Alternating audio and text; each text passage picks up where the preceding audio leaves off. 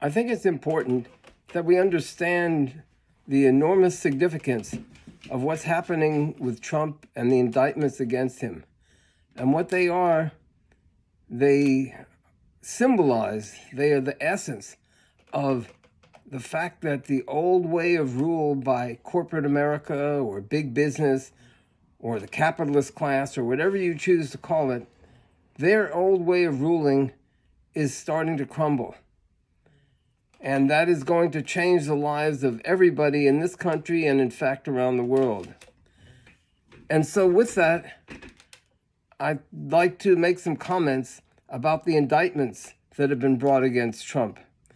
And I've been writing regularly on my blog site, oaklandsocialist.com, about this whole issue.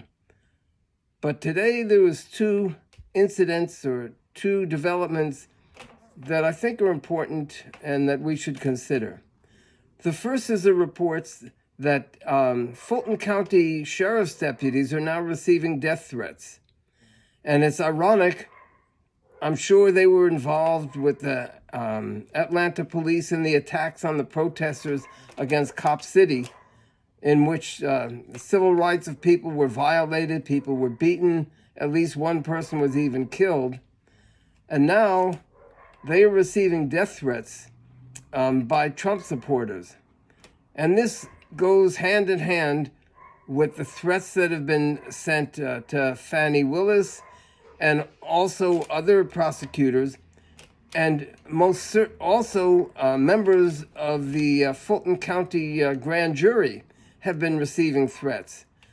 This is all aimed at stopping, at intimidating any jurors that will be hearing the cases.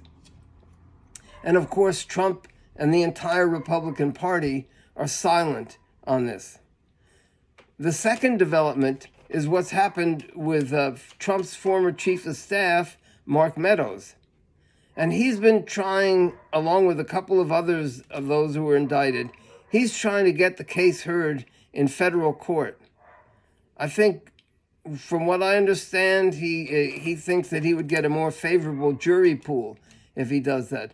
But also, so in any case, what's happened with that, he claims that whatever he did it as a federal official, and therefore it has to be heard in federal court.